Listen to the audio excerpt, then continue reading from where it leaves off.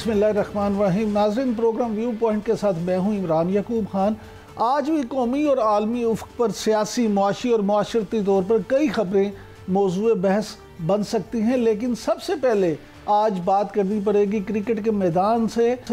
देखें कि क्रिकेट के मैदान से पाकिस्तान के लिए आज एक तो बहुत बड़ी खुशखबरी आई, और वो ये कि 22 साल के बाद पाकिस्तानी शाहीनों ने ऑस्ट्रेलिया में एक सीरीज़ हराई और वनडे सीरीज़ 2-1 से अपने नाम कर ली। दूसरी खबर जो क्रिकेट के हवाले से है वो थोड़ी परेशान कुन है। इंडिया ने पाकिस्तान में चैम्पियंस ट्रॉफ़ी खेलने से इनकार कर दिया है और आईसीसी ने बाकायदा तौर पे पीसीबी को इस हवाले से आगाह भी कर दिया है। पीसीबी ने अब हुकूमत से रब्ता किया और पाकिस्तानी हुकूमत इस हवाले से काफ़ी सख्त मूड में है। पाकिस्तानी हुकूमत ज़राए का ये कहना है कि ये सोच रही है कि अगर इंडिया ना आया तो फिर उससे क्योंकि पाकिस्तान का रेवेन्यू लॉस भी होगा और इवेंट पे भी जो है वो उसकी दिलचस्पी भी कम होगी, तो लिहाजा पाकिस्तानी टीम फिर कहीं पे भी इंडिया के साथ क्रिकेट मैच नहीं खेलेगी। और जब तक ताल्लुकात बेहतर नहीं हो जाएंगे दोनों मुल्कों के, तो शायद शायकीन क्रिकेट को इन दोनों के दरमियान क्रिकेट की जंग देखने का मौका ना मिल सके। नाज़रीन, इस पे प्रोग्राम में आगे चल के बात करेंगे, लेकिन सबसे पहले बात करेंगे हम मुल्की सियासत की कि मुल्की सियासत किस तरफ जा रही है। क्या PTI opposition alliance grand alliance बना के अपने बानी चेयरमैन को रिहा करवाने में कामयाब हो पाएगी? क्या हुकूमत जिस तरह से दावे कर रही है कि मईशत बेहतर हो रही है, इससे वो अपने पाँव मजबूत कर सकेगी? ये और बहुत सारे सवालात हैं जिनके जवाबात जानेंगे हम। और हमारे साथ आज मौजूद हैं प्रोग्राम सीनियर सहाफ़ी और तज़कियाकार जनाब नसरुल्लाह मलिक साहब और सीनियर माहिर कानून जनाब फैसल चौधरी साहब। थैंक यू वेरी मच आप दोनों का। सर, आपने हमें टाइम दिया। तो सबसे पहले चौधरी साहब आपसे जानते हैं, आप माशाल्लाह आजकल बड़े सरगर्म हैं और पीटीआई में ऐसा महसूस होता है कि या बानी चेयरमैन है या फैसल चौधरी हैं, तीसरे तो कोई नज़र नहीं आते। तो क्या ये ग्रैंड अलायंस जो बनने जा रहा है उससे कोई फ़ायदा होगा और बानी चेयरमैन इमरान खान रिहा हो पाएंगे? ना सब शुक्रिया, आप भाई हैं, आप बाकियों को देखते नहीं हैं, सिर्फ हमें देखते हैं। असल में हकीकत तो ये है कि हर कोई जो है कोशिश कर रहे हैं और बहुत इमरान खान साहब की रहाई के लिए जो है उनकी पार्टी लीडरशिप भी लगी हुई है। जितने तई हैं, जिसकी कैपेसिटी है या जो जितना जिसका किसी की कैपेबिलिटी है उसके मुताबिक सब जो है फिक्रमंद भी हैं। बात यह है कि मैं तो इस बात का बिल्कुल कायल हूँ कि इमरान खान साहब की रहाई जो है वो एहतजाज के साथ साथ जब तक एक पॉलिटिकल हिकमत अमली इफेक्टिवली नहीं बनेगी और एक अपोजिशन का अलायंस जो है वो ना बनाया जाए, तो शायद उसके बगैर वो मुमकिन नहीं है। क्योंकि ये चीज़ जो है ये उसी वक्त हो सकती है कि जब अलायंस बने, और अलायंस जो है उसमें क्योंकि एक जो तहरीक तहफ़्फ़ुज़ आइन की पहली एक तहरीक चल रही है, उसमें गुंजाइश भी नज़र आती है मज़ीद सियासी जमातों की शमूलियत की, और होनी चाहिए भी।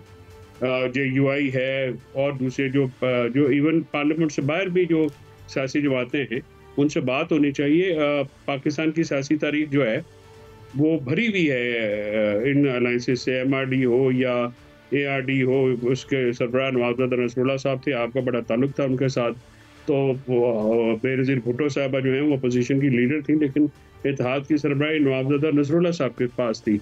तो जो इत्तेहादी जो अलायंस होता है ना, जो अपोजिशन की तहरीक होती है, तो इमरान साहब वो इत्तेहाद के साथ वो मजबूत नज़र आती है, लेकिन अगर हुकूमत इत्तेहादियों की हो तो वो कमज़ोर नज़र आती है। तो ये एक फ़र्क है बुनियादी। तो जब तक एक सियासी जो है हिकमत अमली नहीं होगी, तो फिर वो जो हालात हैं खान साहब की रिहाई के, वो जो है मुश्किल नज़र आते हैं मुझे ज़ाती तौर पे, क्योंकि कानूनी केस नहीं है उनके खिलाफ। कानूनी केस होना तो फिर तो एक हफ्ता उनको 10 दिन भी रखना चैलेंज है जेल के अंदर, लेकिन क्योंकि ये सियासी बुनियादों के ऊपर केस हैं, उनके ऊपर जितना भी मामला है वो प्योरली एक पॉलिटिकली मोटिवेटेड है, परसिक्यूशन हो रही है, प्रोसिक्यूशन नहीं हो रही, लिहाजा ये काउंटर सियासत करनी पड़ेगी। मलिक साहब, आपने गुफ्तगू सुनी फैसल चौधरी साहब की, वो कहते हैं जी ग्रैंड अलायंस जो है उसका फ़ायदा होगा, लेकिन उन्होंने खुद JUI का भी जिक्र किया। तो अभी 26वीं तरमीम के मौका पे हमें देखा कि पहले तो वो सब पीटीआई के जो लीडरशिप थी वो गुन गा रही थी मौलाना फजलुर रहमान के, लेकिन जैसे ही मौलाना फजलुर रहमान वोटिंग में शामिल हुए तो उसके बाद फिर मौलाना साहब के लत्ते लेने शुरू कर दिए। तो आप क्या समझते हैं कि ग्रैंड लाइन्स बनाने में ये काम कामयाब हो जाएंगे? लड़ाई कराया करो। देखिए इमरान साहब, बुनियादी जो फैसल चौधरी की बात है उससे तो मैं इत्तेफाक करता हूँ कि किसी भी सियासी मूवमेंट के लिए अलाइंस या कम अज़ कम सियासी जमातों के माबैन बाहमी इत्तेफाक होना बड़ा ज़रूरी है। और ख़ास तौर पे अगर पाकिस्तान तहरीक इंसाफ का तज़किरा किया जाए तो तहरीक इंसाफ आइसोलेशन की सियासत करती रही है और शायद यही उन्हें इसका नुकसान भी पहुंचा है। अगर वो ग्रैंड अलायंस की तरफ बढ़ती है, JUI है, अचकज़ई साहब उनके साथ हैं, तो एक इफेक्टिव किस्म की मूवमेंट तो चल सकती है। लेकिन मसला ये है कि ट्रस्ट डेफिसिट बहुत बड़ा है। अगर आप बात करें JUI की, अब देखें JUI के भी बयानात आपने सामने देखे होंगे।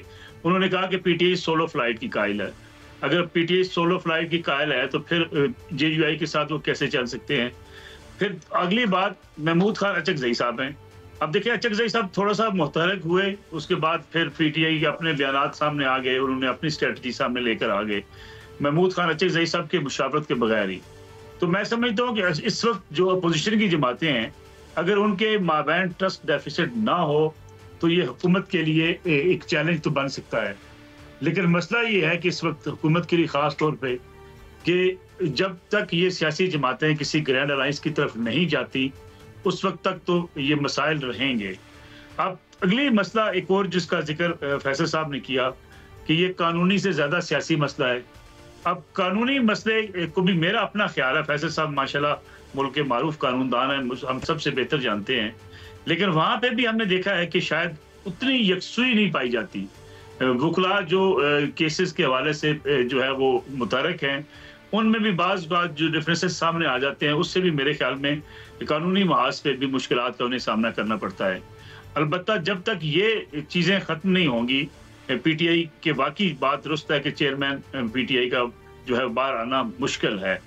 और साथ ही साथ JUI के साथ अगर बातचीत करनी है तो जैसे देखें खुर्शीद शाह साहब क्या कह रहे थे कि हम फैसिलिटेट करने को तैयार हैं, मौलाना फजल रहमान जाएं और जाके बेशक इमरान खान साहब से मुलाकात कर लें, लेकिन ये चीज़ें तभी होंगी जब दोनों जमातों के माबैन बिल्कुल दिल साफ करके और एक दूसरे के ऊपर ट्रस्ट करके आगे बढ़ेंगे। फैसल चौधरी साहब, ख्वाजा आसिफ साहब तो कहते हैं कि अली अमीन गंडापुर साहब जो हैं वो भी कंप्रोमाइज्ड है और बानी PTI की रहाई के ऐलानात सिर्फ बरके हैं। पहले आपको सुनवा देते हैं उन्होंने क्या कहा, फिर आपकी इस पर राय जानते हैं। जी चौधरी साहब, ख्वाजा साहब कह रहे हैं कि कंप्रोमाइज्ड है और इमरान खान साहब की मर्जी से कंप्रोमाइज्ड है। देखिए इमरान साहब, मैंने तो ख्वाजा साहब को काफ़ी अरसे से सीरियस लेना बंद कर दिया है। जब उन्होंने कहा कि जो नोकिया 3310 जो है वो वर्ल्ड का सुपर फ़ोन है, तो उसके बाद मुझे अंदाज़ा हुआ कि उम्र जो है वो उनके ऊपर छा चुकी है, हवास के ऊपर। बात यह है कि ख्वाजा साहब की बातों को तो मैं इतना नहीं अहम समझता कि बात किया जाए। मौलाना फजल रहमान साहब के साथ मेरी खुद मुलाकात हुई है और वो एक अच्छी मुलाकात थी। मैंने उसमें खैर सगाली का पैगाम भी दिया, क्योंकि इमरान खान साहब की तरफ से भी एक उनकी तरफ से हमेशा अच्छा जेस्चर आया है। ये मैं आपके दोनों जो भाई हैं मेरे, उनकी इस बात की तरदीद करता हूँ कि PTI ने कोई मौलाना साहब के ऊपर कोई बात की है या JUI ने कोई बात की, वो संजीदा लोग हैं। और इस 26वीं आईनी तरमीम में बिलवास्ता तौर पे PTI को जब इन्वॉल्व किया गया तो उससे ये एक सियासी बात नज़र आई कि उनको थोड़ा स्पेस भी मिली। देखिए दो ही तरीके होते हैं ना, या तो आप एंगेजमेंट करें, एंगेज करके अपनी बात मनाएं। सियासी तरीका बेहतर तो ये होता है। एजुटेशन जो है, एजुटेशन की पॉलिटिक्स में ज़ाहिर है वो तरीक चलती है और तरीका अगर वो पुरअमन ना रहे किसी तरीके से, जिस तरह से ये हुकूमत जो है ये हर चीज़ डाल देती है, दहशतगर्दी के पर्चे जो हैं वो इस तरह से होते हैं जिस तरह से 13-65 के या 751 के पर्चे नहीं होते, इस तरह की जो बातें हैं। तो ये अच्छा मौलाना साहब आपकी क्योंकि खुद भी मौलाना साहब से मुलाकात हुई, आपने इमरान खान साहब का गुड जेस्चर भी पेश किया, तो ये खबर कोई है आपके पास कि मौलाना साहब की जल्द कोई मुतवक्को है मुलाकात खान साहब से? देखिए मुलाकात जो है वो ये खुर्शीद साहब ने, क्योंकि वो पुराने सियासतदान, उन्होंने एक अच्छी ख्वाहिश का इजहार किया है, लेकिन ये खुर्शीद साहब के बस की बात नहीं है। खुर्शीद शाह साहब हों या उनके सदर हों, ये उनके पे स्केल से ऊपर की बात है। मौलाना साहब, अख्तर मेंगल साहब और महमूद खान अचकज़ई की जो मुलाकात है, इसकी प्रपोजल तो मैंने खुद दी थी और खान साहब ने कहा कि जो भी आएगा मेरे लिए तो वेलकम है, लेकिन क्या ये आने देंगे? मैंने कहा फिर उसके लिए तो कोई बंदोबस्त करना पड़ेगा, पहले ग्राउंड्स प्रिपेयर होती है। देखिए, ये ऐसे तो नहीं है ना कि ये मुलाकात जो है ज़ाहिर है ये तो बड़ा गेम चेंजर होगी, इसके लिए पहले खुद ग्राउंड्स तैयार हों। ग्राउंड्स जो हैं उनके लिए काम करना पड़ता है, उसके लिए पार्टीज़ को ये बात बिल्कुल दुरुस्त है कि बड़ी एक तलखी रही है JUI और PTI के माबैन, लेकिन वो फिर एतदाल पे भी लाया गया है दोनों तरफों से और मौलाना साहब का इसमें एक बड़ा अच्छा किरदार रहा है। देखिए, इख्तिलाफात पार्टियों के होते हैं, लेकिन पार्टियों की उसके साथ मुलाकातें भी होती हैं। सियासत जो है उसमें एंगेजमेंट, एक दूसरे के साथ बातचीत, एक दूसरे के साथ बैठ के मामलात जो है मामला फहमी से आगे बढ़ाना, यही एक सियासी अंदाज होता है। और मेरा ख्याल में कि ये अब वक्त आ गया है कि जो PTI की सियासी विंग है वो इसके ऊपर गौर करना शुरू करे। वहाँ पे एक ओपिनियन बड़ी स्ट्रॉन्ग है इस मामले में। मलिक साहब, फैसल चौधरी साहब तो कह रहे हैं कि PTI में सीरियसली अब ये सोचा जा रहा है, लेकिन आप क्या समझते हैं बतौर एक सीनियर साफ़ी के और तजियाकार के, क्या किसी कंप्रोमाइज़ के बगैर मौजूदा सूरत हाल में इमरान खान साहब की रहाई मुमकिन आपको नज़र आती है? देखिए, मुझे तो लगता है ये है कि अभी मुश्किल है उनकी रिहाई। दो तीन चीजें बड़ी बुनियादी हैं जो चौधरी साहब जिसका जिक्र कर रहे हैं कि ये सोच संजीदगी से पाई जाती है कि डायलॉग हो, बातचीत हो, लेकिन PTI का अलमिया ये है कि PTI इस वक्त इन्फ्लुएंस्ड है अपने सोशल मीडिया के जो लोग हैं उनकी वजह से, और खासतौर पे जो मुल्क से बाहर बैठे हुए लोग हैं। मेरे ख्याल में जितना नुकसान PTI को उन्होंने पहुंचाया है, इतना शायद किसी ने नहीं पहुंचाया होगा। अगर PTI कहीं डायलॉग की बात करती है, कहीं इस्टेब्लिशमेंट को पैगाम भेजती है कि ठीक है वो अपना कोई नुमाइंदा मुकर्रर करें, हम बातचीत करने को तैयार हैं, इमरान खान साहब ये बात कई बार कह चुके हैं, तो मेरे ख्याल में PTI ने जो एक बड़ी इंतहा पसंदी की सियासत की है कि दूसरों को कबूल ना करने की सियासत, ना उन्होंने कहा जी हम पीपल्स पार्टी को कबूल करेंगे, ना हम PMLN के वजूद को हम तस्लीम नहीं करते। फैसल चौधरी साहब हों, फवाद साहब हों, जो पुराने सियासतदान समझदार हैं, वो इस बात को हमेशा कहते हैं कि PMLN भी पाकिस्तान की एक सियासी हकीकत है, पीपल्स पार्टी भी हकीकत है, इसी तरीके से PTI भी एक हकीकत है। लेकिन जब आपकी वो लीडरशिप जो सिर्फ सोशल मीडिया पे ही अपनी बयानबाजी को फोकस करती हो, उसी से गेज करती हो अपनी पॉपुलैरिटी को, वो इस बात के असर में आ जाए कि नहीं हमें इनकलाब लेकर आना है और हमें जो बस किसी से बात ही नहीं करनी, तो मेरे ख्याल में ये चीजें हैं जो PTI को कुछ बड़ा फैसला करते हुए या डायलॉग की तरफ ले जाते हुए रोक देती है रास्ते में। क्योंकि इस हद तक अब कैंपेन चला दी जाती है जिसका जिक्र भी आप भी कर रहे थे, ख्वाजा आसिफ भी जो कह रहे थे, बात ठीक है, जो सबका अपना मौकफ है, लेकिन ये बात हकीकत है कि अगर कोई डायलॉग की बात करे उसे PTI खुद गद्दार करार दे देती है। अब देखें ना, जितना कुछ मुहिम चली है अली मीन गंडापुर साहब के खिलाफ, बाकी लोगों के खिलाफ, जिसने बैलेंस बात की, हत्ता कि वो लोग जो PTI के किसी मुश्किल वक्त में आ गए PTI की वजह से, अगर उन्होंने PTI के साथ चलने के लिए उनकी हमायत का ऐलान किया तो लोग उनके खिलाफ ही मैदान में आ गए। तो मेरे ख्याल में PTI की लीडरशिप को ये बात दुरुस्त है, अगर ये सोच पाई जाती है कि हमें मामलात को सियासी अंदाज से आगे बढ़ाना है तो फिर शायद चीजें बेहतर हो सकती हैं।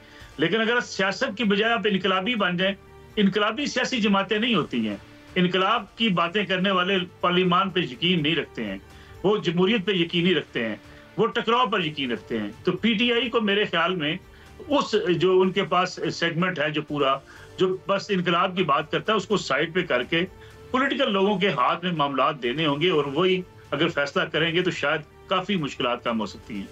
चौधरी साहब, आपने मलिक साहब की गुफ्तगू सुनी, मैं ज़ाती तौर पे भी ये समझता हूँ कि अगर हम अली अमीन गंडापुर साहब की बात करें तो कई जगहों पे तो उन्होंने PTI के लिए और बानी PTI के लिए बहुत सारी चीज़ें जो हैं वो मुश्किल से आसान की हैं, और अगर वो किसी के साथ राब्ते में हैं भी तो उससे PTI को फ़ायदा ही हुआ है, ना कि वो सिर्फ हर वक्त लाने जंग करके अपनी जिस सूबे में हुकूमत है वो भी गुआ बैठे। देखिए, अली अमीन साहब के ऊपर जो तनकीद है वो तो एक सियासत में तनकीद तो होती रहती है। जो डी चौक के मामले को लेके आते हैं उसमें तो मैं अली की इस बात पे मैं बिल्कुल उसके ऊपर तनकीद को सपोर्ट इसलिए नहीं करता हूँ कि देखिए वो पहुँचे तो है ना, वो जिस तरह से भी करके, क्योंकि डी चौक में ज़्यादा बंदे तो बाकी लीडरशिप तो थी नहीं, जो घर से जो वीडियो बना के उनके ऊपर तनकीद कर रहे हैं, उनके मैं तो इस बात का मुखालिफ हूँ। जो ग्राउंड पे थे उनका हक बनता है, वो बिल्कुल कारकुनान जो है वो बात कर सकते हैं। लेकिन बहुत ज़्यादा, क्योंकि हुकूमत ने बहुत ज़्यादा सख्ती की हुई है और बंदे वहाँ पे नहीं आने दिए जाते। देखिए बात यह है कि आप मुज़ाकरात से कभी भी इनकार नहीं किया इमरान खान साहब ने। आप मुज़ाकरात किस बात पे करेंगे? अब 2 चीज़ों को तो मैं आपको बिल्कुल गारंटी देता हूँ, बल्कि मैं बता रहा हूँ कि वो गुफ्तगू अगर करेंगे और मुज़ाकरात वो करेंगे सिर्फ पाकिस्तान के लिए करेंगे। इसके अलावा कोई मामला है तो बात करें। कोई भी गवर्नमेंट कहती है, गवर्नमेंट ने कोई मास वाए पीटीआई के वर्कर्स के घरों में घुस के उनके फैमिली तक को जो है मैंने इस तक को भी उठा लिया, क्या नहीं किया? क्या कोई जुल्म है जो उनके ऊपर नहीं रवा रखा गया? कितना जुल्म उनकी खातन जो हैं कारकुनान के ऊपर किया गया। अभी भी यास्मीन राशिद जो है उनको जेल में रखा गया है और बाकायदा प्लानिंग के साथ उनकी बेल नहीं लगने दी जाती और उनको जो है वहाँ पे जेल में रखा गया है। चौधरी इजाज साहब है, महमूद रशीद साहब है, शाह महमूद कुरैशी साहब है। ठीक है, ये क्यों अंदर है इतने अरसे से? इनका क्या कसूर है?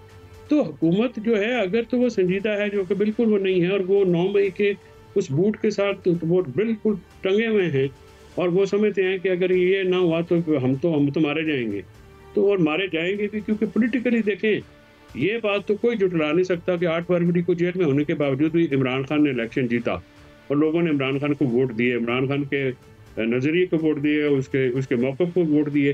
अब सियासी तौर पे सिर्फ बात करना पीटीआई, अगर आप ये कहें कि पीटीआई कॉम्प्रोमाइज़ करे कि जी वो मार भी खाए, वो वर्कर भी अपने डिटेन कराए, वो 1.5-2 साल जो है वो कहते भी भुगते हैं। खान साहब को आप सॉलिटरी कन्फाइनमेंट में रखें, 20 दिन उनके पास हर टॉर्चर करें। बेगम साहबा को 9 महीने आप जो उनकी बेगम को इद्दत जैसे वाहियात केसों में ट्राई करें और उसके बाद आप ये कहें जी कि ठीक है, नहीं पीटीआई जो है ना वो आगे वो बात भी ना करे। तो सर आप गर्दन के ऊपर गोटा रख के तो मुज़ाकरात नहीं करा सकते ना। आपको भी तो कुछ जेस्चर देना है, कोई आपको भी कुछ सियासी इक़दामात करने हैं। हालात तो ये हैं कि आप किसी जगह ना उनको जलसा करने देते हैं, उनके बंदे जो हैं 2800 बंदे तो इस्लामाबाद।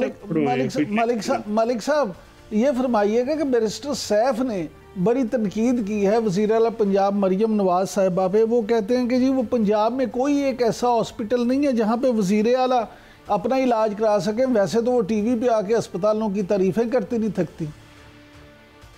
देखिए आइडियलिज्म की अगर बात करें तो पाकिस्तान के हॉस्पिटल इतने अपग्रेड होने चाहिए कि हर कोई यहाँ इलाज करा सके। लेकिन क्या इस हकीकत से भी इनकार किया जा सकता है कि अगर किसी के पास पैसे हैं तो और वो इलाज बाहर करवाना चाहे तो उस पर एतराज़ किस बात का है?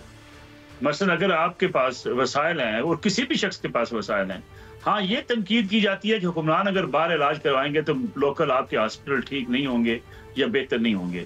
लेकिन ये हमारी सियासत का अलमिया है कि हम इन छोटी छोटी चीज़ों में उलझ जाते हैं। अगर मरीम नवाज बाहर इलाज करवा लें, मुझे और आपको तो कोई फ़र्क नहीं पड़ता। मुझे फ़र्क पड़ता है गवर्नेंस बेहतर ना हो, मुझे और आपको फ़र्क पड़ता है स्कूल बेहतर ना हो, मुझे और आपको फ़र्क पड़ता है रोड्स ना हो, मुझे और आपको फ़र्क पड़ता है कि हमारे यहाँ जो लॉ एंड ऑर्डर है वो ख़राब हो, मुझे और आपको फ़र्क पड़ता है कि हमारे लिए बच्चों के लिए रोज़गार के मौके होने चाहिए और एक पीसफुल मुल्क होना चाहिए। इंतशार की सियासत कोई भी सियासी जमात करे, वहाँ डेवलपमेंट नहीं हो सकती, वहाँ सरमायाकारी नहीं हो सकती। बदकिस्मती से हम पिछले 14 साल से इंतशार की सियासत को देख रहे हैं। लड़ाई, मार कुटाई, जेल, कभी एक अंदर कभी दूसरा अंदर, कभी जला दो गिरा दो। आप मुझे बताइए इसका नतीजा क्या निकला है? आप इस बात को कोई माने या ना माने, ये बात हकीकत है कि पैसा उस जगह से दौड़ जाता है जहाँ इंतशार होता है, जहाँ लॉ एंड ऑर्डर की सूरत खराब होती है। आपको याद होगा, चौधरी साहब भी इस बात के गवाह हैं, कराची से बिजनेसमैन दौड़ के पंजाब आ गए थे, फैसलाबाद आ गए थे, सियालकोट आ गए थे, लाहौर आ गए थे, जब कराची के हालात खराब थे। मसला ये है कि जब आप सियासतदान अपनी जाती लड़ाइयों में इस हद तक आगे निकल जाएं कि आप कहेंगे किसी के साथ रिश्ता नहीं करना चाहिए, आप कहेंगे अगर पार्टी में आ जाओ वरना लोग मलिक साहब मसाइल कुछ और भी हैं, लेकिन इस वक्त वो एक ब्रेक लेते हैं, ब्रेक से वापस आते हैं तो फिर आपसे गुफ्तगू जारी रखेंगे। नाजरीन स्टे विद अस।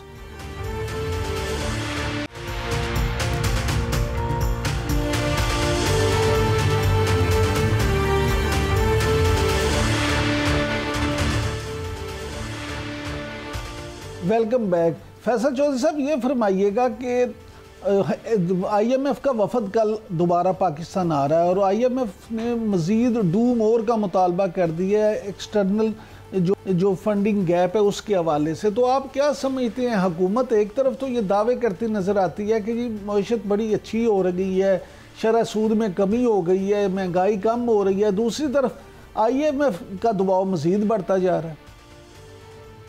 इमरान साहब, ये हुकूमत जो है IMF को जो पहले क्वार्टर के तमाम अहदाफ हैं वो हासिल करने में नाकाम रही है।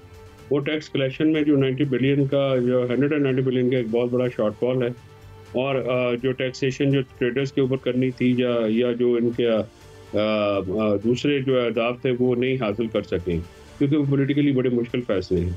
तो ये हुकूमत जो है वो जैसे अपना, मैं तो बिल्कुल परेशान हूँ कि जब लाहौर में स्मॉग हो और उनकी वज़ीर आला खुद स्विट्ज़रलैंड चली जाए गला दिखाने के लिए, अगर वो बीमार भी हैं तो लाहौर में और पाकिस्तान में ऐसे हॉस्पिटल हैं जहाँ पे वो जा सकते हैं, पर जाना चाहिए था। एक जेस्चर होता है, और अगर सियासतदान खुद इलाज नहीं कराएंगे इन हॉस्पिटलों में तो मैं और नसरुल्लाह मलिक साहब या इमरान याकूब क्यों कराएगा? तो अगर पैसे ना होना या होना ये इतनी दलील नहीं है। कौन सी दूध और शहद की नहरें जो है वो बहा दी गई हैं इस्लामाबाद और पंजाब में या पाकिस्तान में, कि उसके बाद जो है वो लोग जो हैं वो ये कहें जी कि ठीक है, कौन से स्कूल ठीक हो गए, कौन सा अस्पताल ठीक हो गए, कौन सी रोड जो है, मेरे अपने हल्के की रोड जो है वो बनी बनाई रोड जो है उसको रोक दिया गया सियासी बुनियादों के ऊपर। एक तो 26 किलोमीटर की रोड को FWO ने उखाड़ के अब रख दिया, ना वो हम वहाँ पे जा सकते हैं, ना अपना को फातिहा दरूद हो सकता है, ना किसी शादी पे जाया जाता है, और लोगों की हालत वहाँ पे दगरगूं है।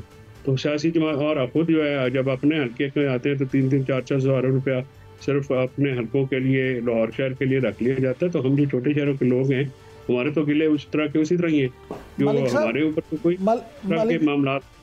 मलिक साहब, IMF ने कहा है कि वो सूबाई जो हुकाम है उनसे भी अलग अलग मुज़ाकरात करेंगे और पंजाब में सुपर ज़राई टैक्स लगाने का भी मुतालबा है। तो क्या पंजाब में ज़राई टैक्स लग जाएगा?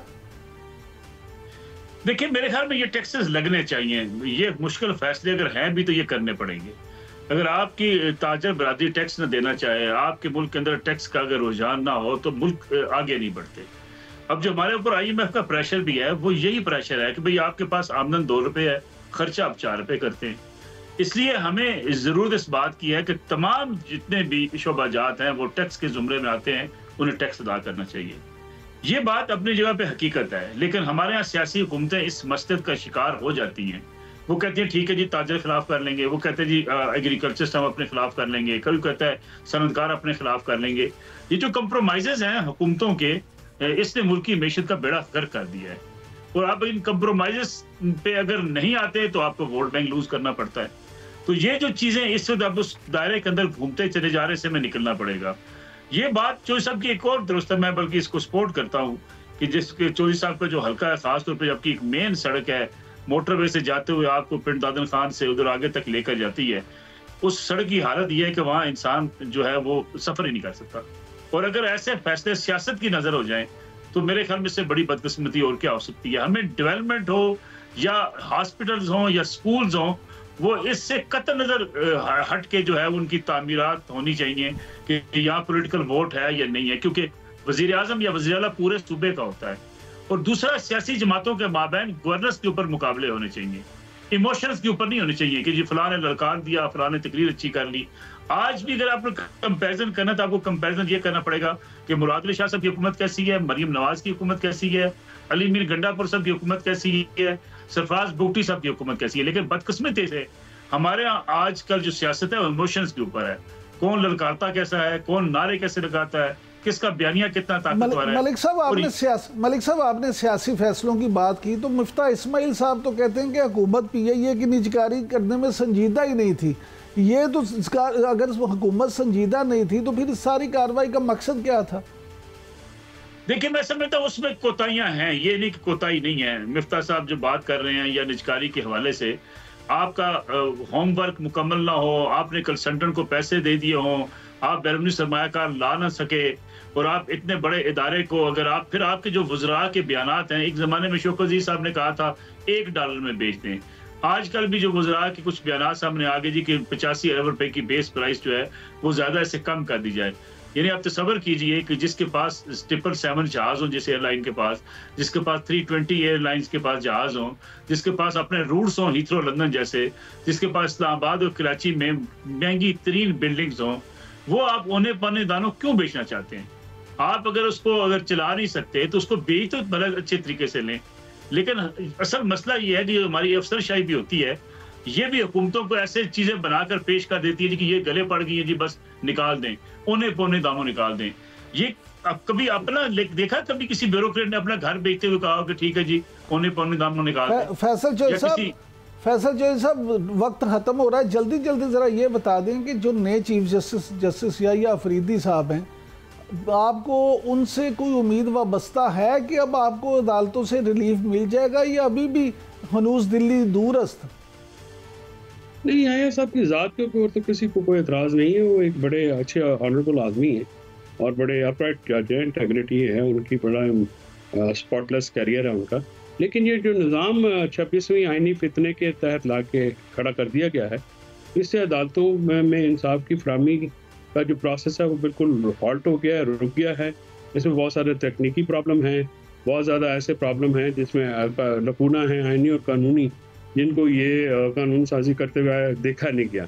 और उसका जो अब उसके जो इफ़ेक्ट्स हैं वो आपको नज़र आएंगे कि पेंडेंसी बढ़ जाएगी और केसेस जो हैं उनके फैसले नहीं होंगे, क्योंकि जजेस को देखें उन्होंने तो कानून पे अमल दरामद कराना होता है। फैसल चौधरी साहब और नसरुल्लाह, बहुत शुक्रिया, आप दोनों ने टाइम दिया। नाजरीन, फैसल चौधरी साहब की गुफ्तगू आपने सुनी, उनका ख्याल है कि अब अदालतों में 26वीं आइनी तरमीम के बाद पेंडेंसी केसों की मज़ीद बढ़ जाएगी। अभी वक्त तो एक ब्रेक का, ब्रेक से जब वापस आएंगे तो हमारे साथ मौजूद होंगे सीनियर सहाफ़ी नसीम राजपूत साहब और हम पाकिस्तानी क्रिकेट के हवाले से जानेंगे कि अब क्या होगा। Thank you very much.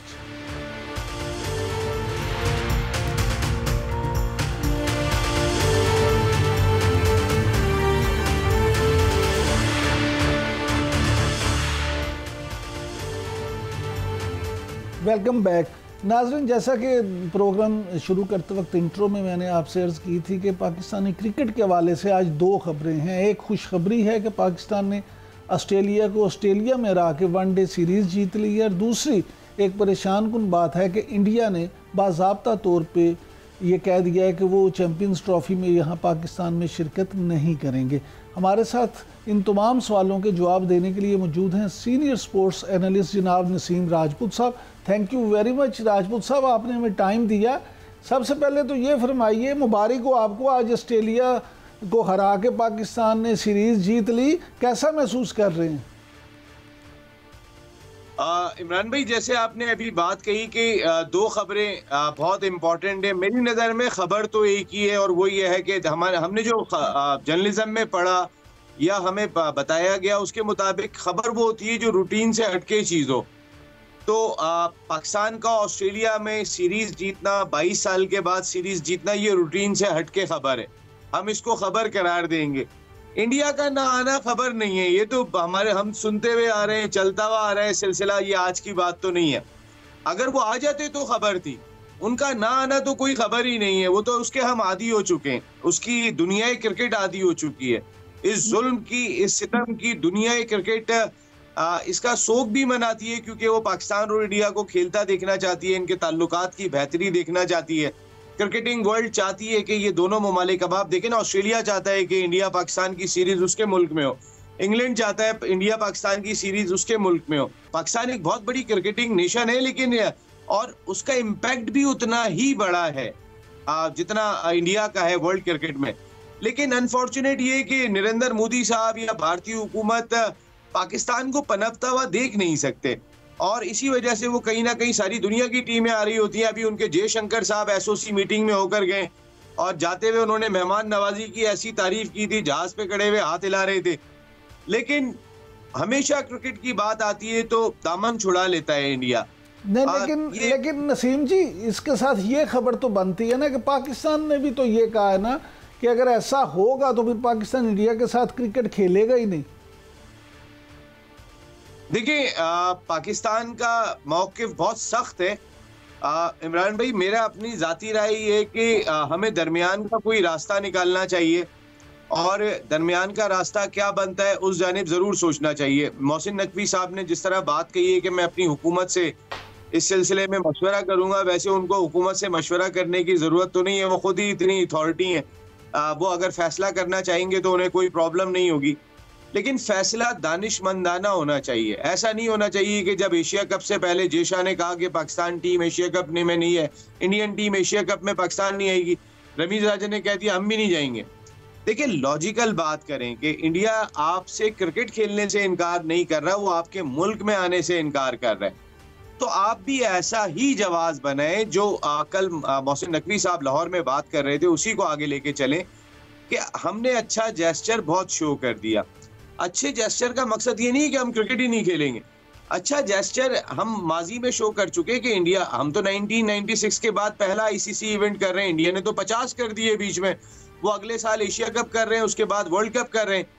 तो अच्छा जेस्चर अब हमें शो नहीं करना, हमने इंडिया नहीं जाना, हम क्रिकेट को मना नहीं करेंगे, लेकिन हम इंडिया नहीं जाएंगे, हम किसी सूरत भी इंडिया नहीं जाएंगे।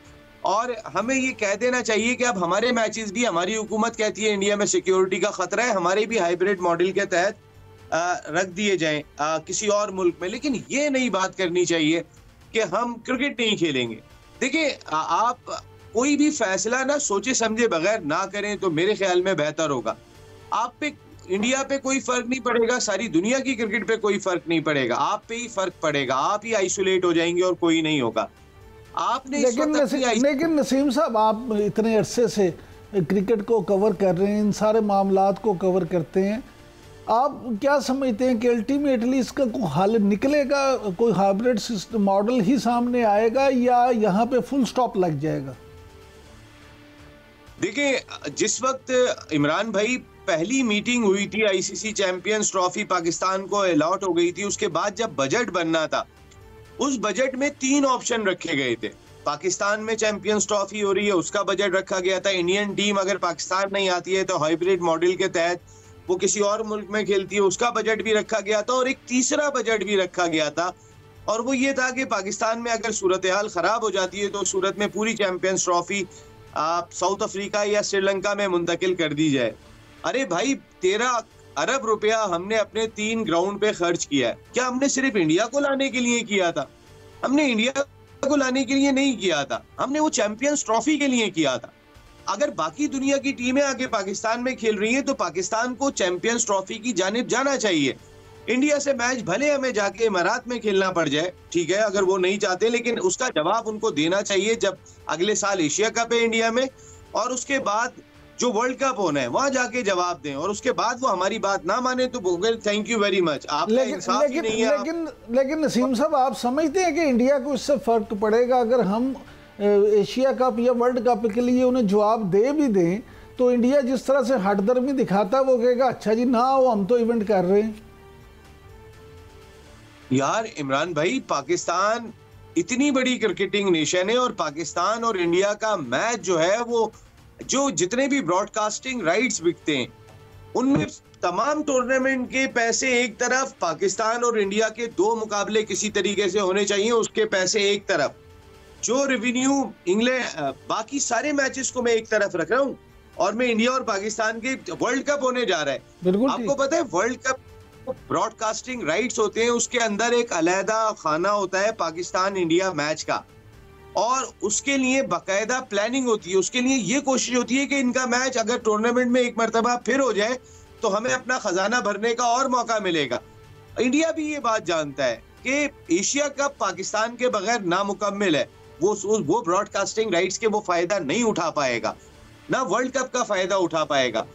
हर हाल में पाकिस्तान इंडिया का मैच, अगर पाकिस्तान इंडिया खेलने नहीं जाता आइंदा साल एशिया कप में, तो वो आके इमारात में खेल रहे होंगे पाकिस्तान से, वो पाकिस्तान को हटा नहीं सकते। मैं इसीलिए बात ये कह रहा हूँ कि थोड़ी दानिशमंदी का मुजाहरा करते हुए, अकल को सामने रखते हुए फैसले करें। अगर मैं ये कह दूंगा मैं खेलूंगा ही नहीं अब क्रिकेट, वो बोलेंगे अच्छा अब पाकिस्तान है ही नहीं, अब जो भी प्लान करना है ब्रॉडकास्टर्स के साथ, आईसीसी के साथ, अब हम जो है वो पाकिस्तान को हटा के करेंगे। लेकिन अगर पाकिस्तान, नसीम भाई, आपकी गुफ्तगू सुनने से तो ये महसूस होता है कि अभी पूरी तरह से पाकिस्तानी कौम को मायूस नहीं होना चाहिए, उन्हें इंडिया और पाकिस्तान के मैच देखने को मिल सकते हैं। देखिए, पाकिस्तान में शायद ना मिले, मोस्ट प्रोबेबली चांसेस इतने ज्यादा बढ़ गए हैं कि अब पाकिस्तान में मैचेस इंडिया पाकिस्तान के देखने को ना मिले। विराट कोहली ने सारी दुनिया में परफॉर्म किया है, पाकिस्तान में कभी परफॉर्म नहीं किया। रोहित शर्मा ने सारी दुनिया में किया है, पाकिस्तान में नहीं किया। जसप्रीत बुमराह ने सारी दुनिया में परफॉर्म नहीं किया है, पाकिस्तान में नहीं किया, क्योंकि वो पाकिस्तान आए ही नहीं है खेलने के लिए।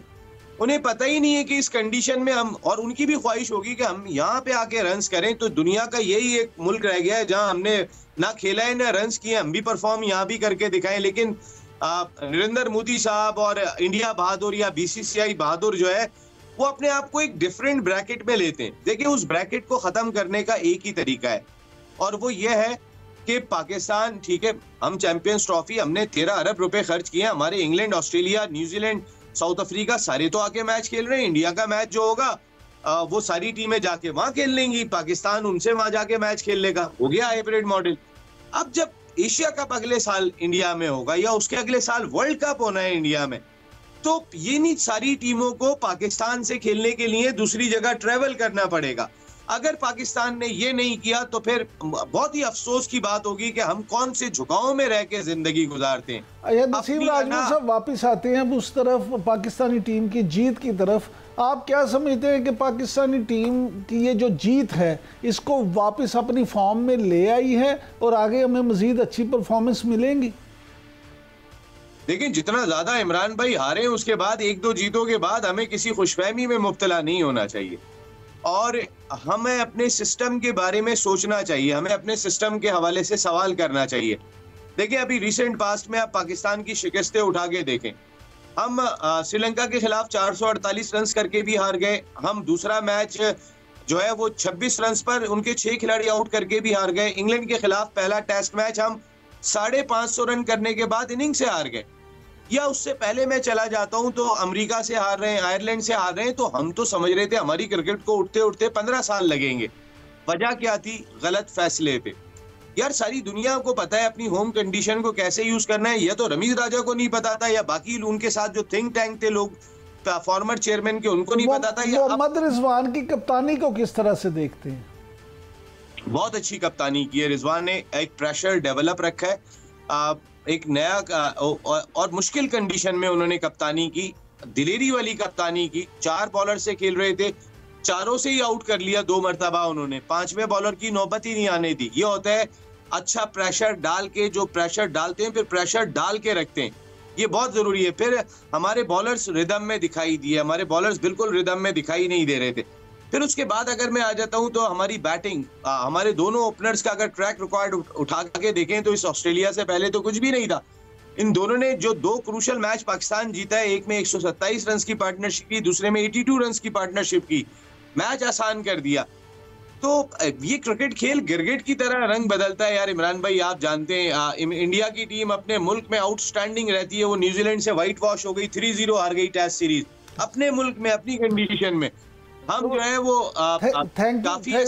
थैंक यू नसीम भाई, वक्त खत्म हो गया। फिर इंशाल्लाह किसी दिन प्रोग्राम में ज़हमत देंगे। नाजरीन, आज के लिए इतना ही, आपसे फिर अगले हफ्ते मुलाकात होगी। तब तक के लिए इजाज़त दीजिए। अल्लाह हाफिज़।